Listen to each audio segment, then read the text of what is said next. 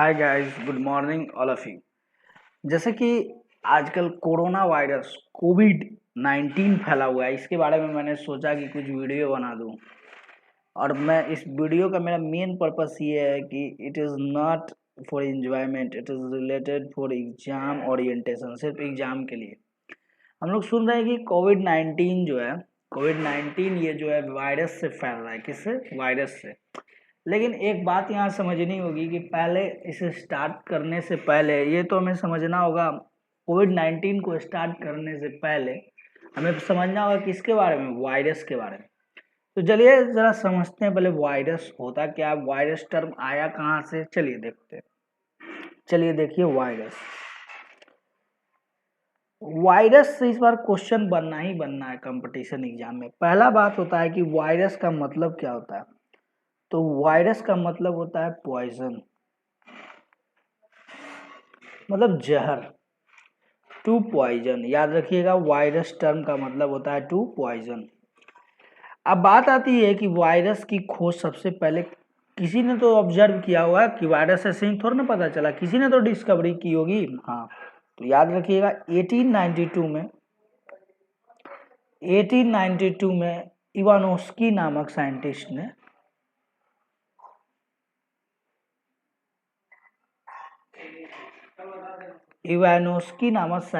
ने इसकी खोज की। ठीक है, और ये खोज कहाँ पे की, तो याद रखिएगा टोबैको में। और इसीलिए इसका नाम दे दिया गया tobacco mosaic virus, tobacco mosaic virus, जिसे हम TMVV बोलते हैं शॉर्ट में, that is tobacco mosaic virus. अगर पूछे कि सबसे पहला वायरस कौन सा आइडेंटिफाई किया गया, तो टोबैको मोज़ेक वायरस। ठीक है, लेकिन अब बात ये आती है कि इस वायरस टर्म का नाम किसने दिया। तो the name virus was given by a scientist named Martinus Beijerinck. याद रखिएगा, मार्टिनस बेजर्निक।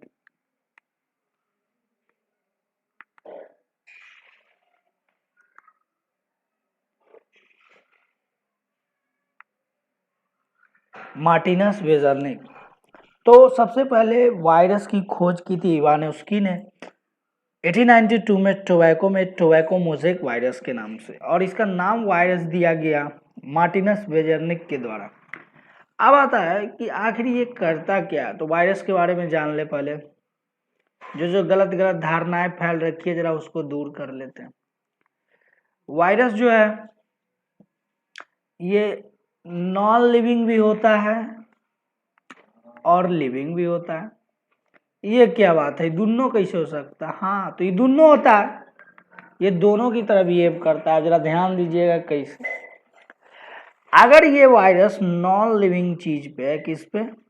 नॉन लिविंग चीज पे है, तो ये नॉन लिविंग की तरह बिहेव करेगा। जैसे ही होस्ट सेल में आ जाएगा, लिविंग सेल में, और इसे फेवरेबल कंडीशन मिल गया, तो it will act as a what, living. इसका मतलब हम बोल सकता हूं कि virus is a connecting link between non living and living. अब इसे समझने से पहले एक चीज और समझा जाए। आप लोग सब जानते होंगे, लुईस पैस्चर का नाम तो जरूर सुने होंगे। लुईस पैस्चर, लुईस पैस्चर को ही हम लोग कहते हैं, इन्होंने सबसे पहले वैक्सीनेशन की खोज की थी, डिस्कवर्ड वैक्सीनेशन। ठीक है, और इन्होंने क्या क्या का वैक्सीन बनाया, तो जरा ध्यान दीजिएगा। रेबीज एक वायरल डिजीज है, और एक एंथ्रैक्स, और एंथ्रैक्स एक बैक्टीरियल डिजीज है। चलिए जरा ध्यान देते हैं। लुईस पास्चर ने 1860 में ही, 1860 से लेकर के 1870 में ही इन्होंने वैक्सीनेशन की खोज कर दी थी। ठीक है, अब जरा ध्यान देते हैं कि वायरस करता क्या। वायरस के थोड़े से स्ट्रक्चर के बारे में जानते हैं।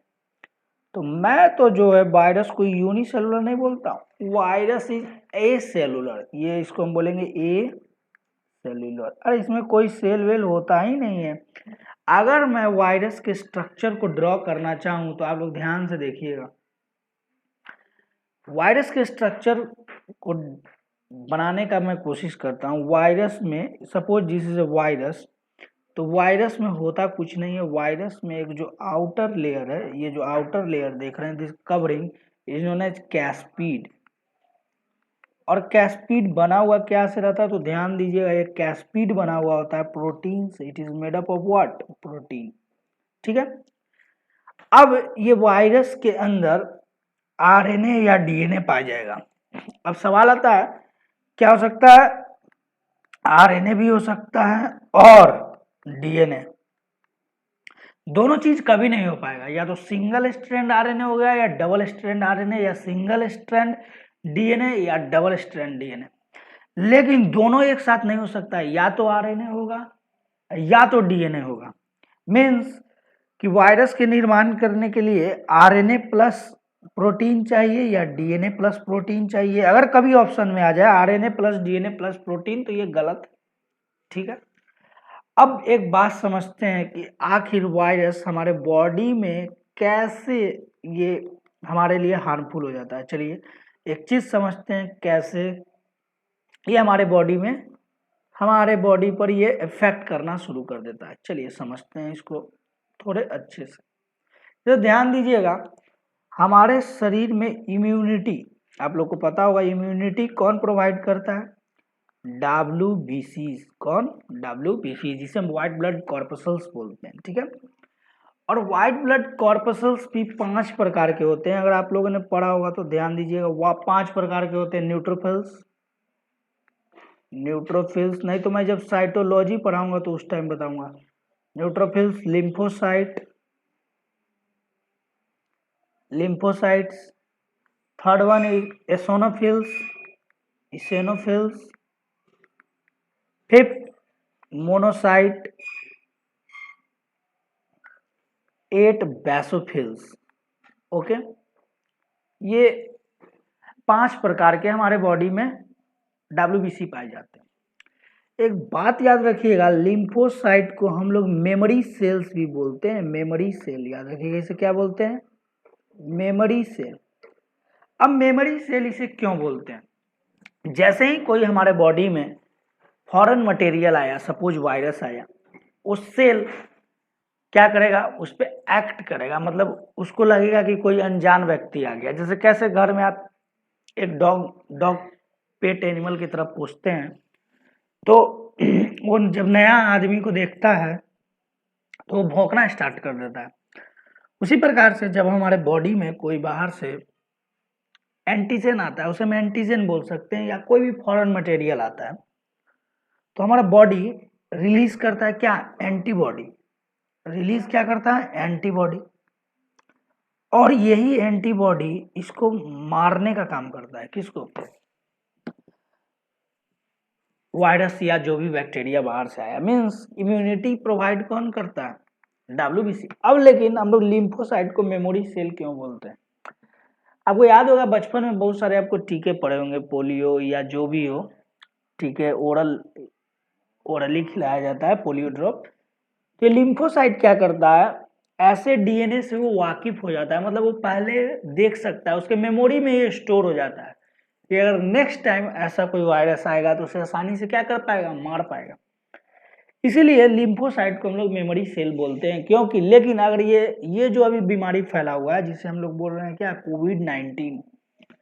कोविड-19, जिसे हम लोग कोरोना बोल रहे हैं, कोरोना, समझेंगे इसको डिटेल्स में, कोरोना होता क्या। तो ये जो बीमारी जो फैला हुआ है, इसे कंट्रोल करने के लिए, मतलब ये हमारे जो लिम्फोसाइट है, इसके लिए एक नया है कि नहीं, बिल्कुल नया है। लेकिन अगर ये अगर पहले कभी देख पाता, अगर ये पहले कभी इसके मेमोरी में इस प्रकार का वायरस सेव होता, तो ये इससे क्या करता, लड़ पाता, और हम लोग क्या हो जाते, प्रोटेक्ट हो जाते। लेकिन अब समझते हैं पहले कि आखिर ये वायरस किस तरह से हमारे बॉडी में अफेक्ट करता है। तो चलिए देखते हैं कैसे ये हमारे बॉडी में क्या करता है, इफेक्ट करता है। चलिए स्टार्ट करते हैं। स्टार्ट करने से पहले कुछ टर्म सीख लेते हैं, कुछ वायरस के बारे में जान लेते हैं। जैसे कि सबसे बड़ा वायरस पूछा जा सकता है, और वायरस ही पढ़ रहे हैं तो जो सबसे स्मॉलेस्ट वायरस, और पूछ ले कि सबसे स्मॉलेस्ट वायरस कौन सा है, तो आप याद रखिएगा अरबो वायरस। अरबो वायरस, इससे डेंगू, बहुत सारे बीमारियां होती है, डेंगू होती है, जापानीज इंसेफ्लाइटिस होती है। और इसे साइज पूछ लिया जाए तो याद रखिएगा 20 नैनोमीटर। नंबर 2 इज, अगर आपसे कोई पूछ ले लार्जेस्ट वायरस, लार्जेस्ट वायरस, यही दोनों क्वेश्चन बनेगा। तो लार्जेस्ट वायरस का जो बोलते हैं वो है पॉक्स वायरस। कौन सा वायरस? Pox virus. इसका साइज 300 नैनोमीटर है अभी तक, मतलब जो डिस्कवर हो चुका है। तो हम लोग बोल सकते हैं कि size of the virus lie between 20 nanometer to 300 nanometer. याद करें, size of the virus lie between 20 nanometer to 300 nanometer. अब चलिए एक टर्म समझते हैं कि ये वायरस कैसे हमारे बॉडी में इफेक्ट करता है। कुछ लोग तो ये भी बोलते हैं कि टेम्परेचर के कारण कोरोना मर जाएगा। अरे कुछ नहीं मरेगा, अगर टेम्परेचर के कारण मरना होता तो मर जाता। फिर रसिया में क्यों फैल रहा है? मतलब ये ठंडा एरिया, गर्म एरिया इंडिया है आपका, हमारा साउथ वाला, वहाँ पे 40 डिग्री टेम्परेचर है, 45 डिग्री टेम्परेचर से इसका कोई रिलेशन नहीं, ये सब गलत है। चलिए जरा ध्यान देते हैं। अगर कैसे, सपोज करिए दिस इज द वायरस, ये वायरस के सेल है और ये आदमी का सेल है। तो हम लिख देता हूं मैं यहाँ पे, दिस इज ह्यूमन सेल, ये आदमी का कोशिका है, और ये वायरस सेल है। मैंने बताया था कि वायरस के आउटर कवरिंग को क्या बोलते हैं? कैस्पीड। क्या बोलते हैं? कैस्पीड। ओके, वायरस के सेल को कैस्पीड बोला जाता है, और कैस्पीड के अंदर क्या पाए जाएंगे? आरएनए या डीएनए। और कैस्पीड किससे बना हुआ रहता है? प्रोटीन से, ये पढ़ चुके हैं। ये वायरस जैसे ही हमारे बॉडी में जाएगा, ये हमारे न्यूक्लियस है, this is what? A nucleus. ठीक है, अब ये वायरस हमारे सेल में इंटर कर जाता है। कहाँ पे इंटर करता है? It enters in our cell. ये देखिए हमारे सेल में इंटर करेगा प्लाज्मा मेम्ब्रेन के थ्रू, क्योंकि जो मैंने पीछे भी बताया, प्लाज्मा मेम्ब्रेन में पोर्स पाए जाते हैं, उसी पोर्स के माध्यम से वायरस कहाँ पे चला जाएगा? सेल के अंदर। अब ये वायरस जब सेल के अंदर जाएगा तो ये वायरस यहाँ पे आ गया, और इसका जो प्रोटीन है, ये जो प्रोटीन का लेयर है, ये डिसॉल्व हो जाएगा। मीन्स जो है आपको सेल के अंदर ये प्रोटीन का लेयर जो है खत्म हो जाएगा। Means this layer will be destroyed. सिर्फ वायरस का डीएनए या क्या आ जाएगा? आरएनए। जैसे ही ये वायरस का डीएनए या आरएनए आएगा, यहीं पे नहीं रुकेगा, ये साइटोप्लाज्म में नहीं रुकता, ये न्यूक्लियस में आ जाता है। कहाँ पे आ जाता है? न्यूक्लियस में। और जैसे ही डीएनए या आरएनए न्यूक्लियस में आ जाएगा, सेल डिवीजन तो होना ही है। हम लोग जानते ही हैं कि बॉडी में हमारे क्या होता है? Cell division. एक किस प्रोसेस से पढ़े ही होंगे आप लोग? माइटोसिस के माध्यम से। किस प्रोसेस से? माइटोसिस से। मतलब एक सेल दो सेल में बनेगा, दो सेल ऐसे ही डिवाइड होते होते सोचिए कितना सेल बन जाएगा। इसका मतलब कि वायरस भी क्या हो गया? मल्टीप्लाई होना स्टार्ट हो गया। हो गया कि नहीं? हाँ, बिल्कुल स्टार्ट हो गया। मीन्स वायरस की संख्या हमारे बॉडी में क्या होने लगा? बढ़ने लगा। अब जरा ध्यान देते हैं कि आखिर ये जब बनने लगा, ये वायरस मल्टीप्लिकेशन शुरू हो गया, बहुत अच्छा बात है। इससे पहले भी, कोरोना से पहले भी बहुत सारे बीमारी आ चुके हैं। तो स्टेज बाय स्टेज हम लोग पढ़ेंगे कि कौन कौन से बीमारी कैसे कैसे प्रोसीड हुए हैं। तो चलिए ध्यान देते हैं।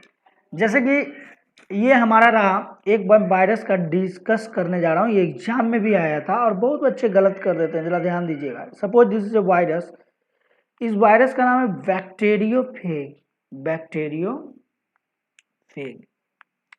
पूछा था कि बैक्टीरियोफेज है क्या? तो देख के लग रहा है अरे यहाँ तो बैक्टीरिया, तो बैक्टीरिया होगा। नहीं नहीं नहीं नहीं, गलत। फेग का मतलब होता है टू ईट, याद रखिएगा। जहां भी आ जाए फेग टर्म, इसका मतलब होता है टू ईट। बैक्टीरियोफेज वायरस वैसे वायरस को बोलते हैं जो बैक्टीरिया, वायरस को क्या कहा जाए? ऐसा बैक्टीरियोफेज वायरस, मतलब ऐसा वायरस जो बैक्टीरिया को क्या करे? ईट कर जाए। मीन्स बैक्टीरिया को खा जाए। ऐसा वायरस जो बैक्टीरिया को क्या करे? खा जाए। ठीक है। इसीलिए गंगा जी का पानी जो है खराब नहीं होता है। बोलते हैं ना कि गंगा जी का पानी खराब नहीं होता है, क्योंकि उनमें क्या पाए जाते हैं, बैक्टीरियोफेग वायरस। और ये बैक्टीरियोफेग वायरस क्या करेगा, जो भी बैक्टीरिया होंगे हमारे गंगा माता के पानी में, उसे क्या करेगा, ये खा जाएगा। और खाने के बाद ये पानी को क्या करेगा, शुद्ध करेगा। अरे समझ में आया कि नहीं। चलिए अब समझते हैं हम लोग कि आखिर एक टर्म सुने होंगे आप लोग, बहुत सारे टर्म सुने होंगे। कोरोना से जाने से पहले ये सब टर्म समझना होगा।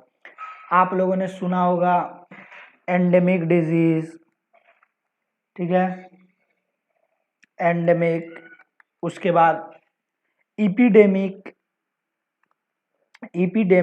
उसके बाद सुने होंगे पैंडेमिक, ठीक है।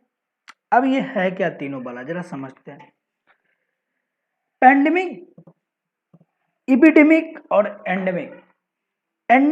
एंडेमिक का टर्म होता है मतलब internal. Endemic means what, internal.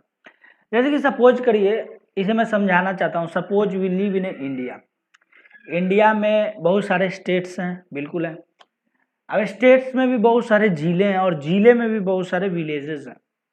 तो कहने का मतलब एंडेमिक वैसे बीमारी को कहते हैं जो किसी एक रीजन में फैले, एक रीजन में फैला और खत्म हो गया, आगे ट्रांसफर नहीं हुआ, वैसे बीमारी को हम लोग एंडेमिक डिजीज बोलते हैं। इपिडेमिक किसे बोलते हैं, आप समझते हैं। इपिडेमिक डिजीज उसे बोलते हैं, ये डिजीज तो शुरू हुआ पहले ये लोकल में शुरू हुआ, लोकल के बाद कम्युनिटी में फैल गया, ठीक है। और कम्युनिटी के बाद ये धीरे धीरे कहीं नहीं फैला, खत्म हो गया। सपोज ये चाइना में वुहान शहर में शुरू हुआ, और वुहान से जो बाउंड्री वाले जो भी स्टेट बोलते हैं वहां पर फैला, और ये खत्म हो गया उस कम्युनिटी में। लेकिन अगर यही बीमारी लोकल से फैले, कम्युनिटी तक पहुंच करके ये वर्ल्ड वाइड फैलने लगे, क्या, वर्ल्ड वाइड, वैसे डिजीज को हम लोग क्या बोलते हैं, pandemic disease. That disease is known as what, pandemic disease. अरे समझ में आया कि नहीं, ये कॉन्सेप्ट क्लियर हो गया। इसके बाद आप लोगों ने सुना होगा, एक बात बता दूं, जो हमारा कोरोना वायरस है, कोरोना वायरस पे भी हम लोग डिस्कस नहीं करेंगे, कोरोना वायरस पे हम डिस्कस करेंगे, पहले बेसिक कॉन्सेप्ट को समझ जाते हैं। अब बोलता है बहुत सारा स्टेजेस की, अरे अभी न्यूज में चल रहा है कि स्टेज 1 में इंडिया, 2 में, 3 में आ गया, 4 में आ गया, 5 में आ गया। चलिए समझते हैं अब different stages of what, virus. चलिए समझते हैं different stages of what, virus. तो मेनली देखा गया है कि ये 5 स्टेज में फैलता है। चलिए देखते हैं। स्टेज फर्स्ट, स्टेज 2, इसे भी डिकोड करते हैं, ये क्या बला है, स्टेज 3, स्टेज 4, स्टेज 5, ओके। ये 5 स्टेज। स्टेज 1 जो है कोरोना वायरस का 10 से 15 दिन के लिए, डिफरेंट वायरस के लिए डिफरेंट होता है। ध्यान से सुनिएगा, ये स्टेज 1 डिफरेंट वायरस के लिए डिफरेंट होगा। जैसे कोई पर्सन अगर एड्स डिजीज से सफर कर रहा है तो ये इंक्यूबेशन पीरियड 2 मंथ तक भी हो सकता है। इसी फर्स्ट पीरियड को ध्यान दीजिएगा, इस फर्स्ट पीरियड को हम लोग बोलते हैं इंक्यूबेशन पीरियड।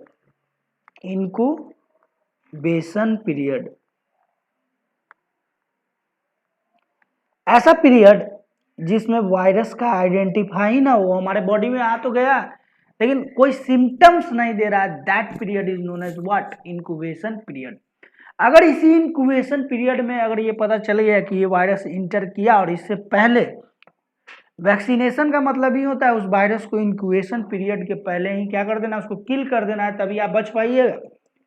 और अभी तक इसीलिए एड्स का कोई भी वैक्सीनेशन या नहीं बन पाया, रीजन यही है क्योंकि उस वायरस को इंक्यूबेशन पीरियड के क्या करना है, अंदर किल कर देना है। यूएस 2-3 साल से इस पे रिसर्च कर रहा है, अभी तक कुछ हुआ नहीं। Stage 2 is known as identification. ये अब अपना आइडेंटिफिकेशन दिखाएगा कब, स्टेज 2 में। स्टेज 2 में ये पता चलना शुरू हुआ कि अच्छा ये अब पता चल रहा है, आपको सिम्टम्स मिलना शुरू होगा, और इसी टाइम में वायरस जो है मल्टीप्लाई होना शुरू हो जाएगा, स्टेज 2। स्टेज 3 में क्या होता है वायरस, ये स्प्रेड होना शुरू हो जाएगा, स्प्रेड अब फैलने लगेगा, जो कि अब फैल रहा है इंडिया में। स्टेज 3 जिसे हम बोलते हैं पीक स्टेज, यहाँ पे वायरस सटासट फैलेगा, सटासट, समझे कि नहीं, मतलब कि जल्दी जल्दी 1% से 2%, 2 से 10, इस तरह से फैलने लगे। उसके बाद स्टेज 4 और स्टेज 5 को हम लोग बोलते हैं रिकवरी स्टेज। कौन सा स्टेज, रिकवरी स्टेज। इस स्टेज में होगा क्या, रिकवरी स्टेज में रिकवर होना शुरू हो जाएगा। और अगर हम कोरोना की बात करें तो ये पूरा पीरियड 3 मंथ का होता है, तो आप यहीं से सोच लीजिए 3 मंथ तो लॉकडाउन पक्का बनता है हमारा, अरे बनता है कि नहीं, 3 महीना लॉकडाउन बनेगा ही बनेगा। चलिए, तो हम लोगों ने देखा कि कैसे कैसे डिफरेंट स्टेजेस में फैलते हैं। चलिए अब देखते हैं कि कौन कौन सा बीमारी आया और कैसे कोरोना, और इसे नोवेल कोरोना वायरस क्यों बोल रहे हैं। ध्यान दीजिएगा, एक बीमारी आई थी MERS, याद रखिएगा क्या, एक बीमारी आई थी MERS नहीं, इससे पहले स्टार्ट करते हैं SARS,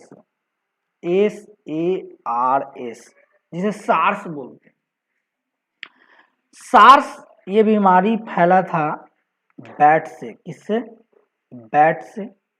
बैट के बाद ये फैला कैट में, किवेट कैट, ठीक है, कैट एक बिल्ली की प्रजाति है, किवेट कैट। इसके बाद ये बीमारी ट्रांसफर हो गया किसमें, ह्यूमंस में। अब बात आती है कि बीमारी कहाँ पे फैली थी, तो ये फिर से चाइना में ही फैला था, ये सार्स। ये कोविड-19 नहीं है, ये जो आप कोरोना समझे, ये सार्स है। अब सार्स की फुल फॉर्म होती क्या, जरा देख लें। तो सार्स का जो फुल फॉर्म होता है severe acute respiratory syndrome, severe acute respiratory syndrome, okay. ये चाइना से फैला, और ये चाइना से में 2002 से लेके 2003 में ये फैला था, जिसका एक बीमारी का नाम था सार्स, ठीक है। उसके बाद एक बीमारी फैली जिसका नाम था MERS, मर्स।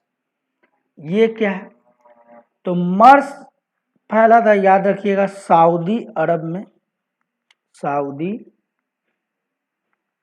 ओके, सऊदी अरब में।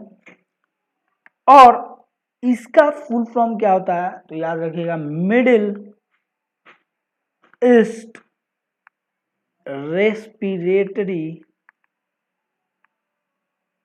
सिंड्रोम। जब नाम पे अगर ध्यान दें आप लोग, तो नाम ही क्या है, रेस्पिरेटरी है, नाम पे ध्यान दीजिए, रेस्पिरेटरी। रेस्पिरेटरी का मतलब को सांस लेने में दिक्कत हो जाएगी और आपकी मृत्यु हो जाएगी, रेस्पिरेटरी टर्म है मर्स। ये कब फैला था, तो इस 2012 से लेकर के 2013 तक। अब आता है कि मर्स कैसे फैला, तो ध्यान देते हैं। मर्स जो है कैमल से आदमी में आया, कैमल से किस में, ह्यूमन में। कहाँ पे फैला था, सऊदी अरब में। अरे समझ में आया कि नहीं। अब चलिए हम लोग डिस्कस करते हैं कि इस सार्स को हम लोग, सार्स, ये सार्स क्या है पहले ये समझो। सार्स जो है वायरस का नाम था, ठीक है। सार्स जो है एक वायरस का नाम था, जिसका नाम था सीवियर एक्यूट रेस्पिरेटरी सिंड्रोम। अब जो नया वायरस आया, जिसे नोवल कोरोना वायरस भी बोल रहे हैं, उसका एक्चुअल नेम है सार्स कोरोना वायरस 2, क्योंकि ये वायरस पहले से भी आ चुका है सार्स के नाम से, लेकिन ये नया फॉर्म में आया है, मतलब न्यू कैरेक्टर में आया है, उसी का मतलब एक अपडेटेड वर्जन आया है, इसीलिए इसे हम लोग क्या बोलते हैं, नोवेल कोरोना वायरस। तो ये पहले से ही एग्जिस्ट कर रहा है। आप लोग एक मूवी देखिएगा, हॉलीवुड की एक मूवी है कंटेजियन, जरूर देखिएगा कंटेजियन, आपको समझ में आ जाएगा। ये शायद इसी वायरस पे बना है, सार्स पे, कंटेजियन। तो आप लोग आज मूवी देखिएगा कंटेजियन, कौन सा मूवी, कंटेजियन, नाम याद रखिएगा। चलिए अब देखते हैं, कैमल से कहाँ पे आ गया, ह्यूमन में। ये सारे जो है रेस्पिरेटरी ऑर्गन से रिलेटेड बीमारी है। अब हम लोग देखेंगे, पढ़ेंगे कोविड-19 के बारे में, जिसे आप नोवेल कोरोना वायरस बोलते हैं। तो चलिए अब हम लोग पढ़ते हैं नोवेल कोरोना वायरस के बारे में। चलिए एक चीज समझते हैं, अब हमें पढ़ना है नोवेल कोरोना वायरस।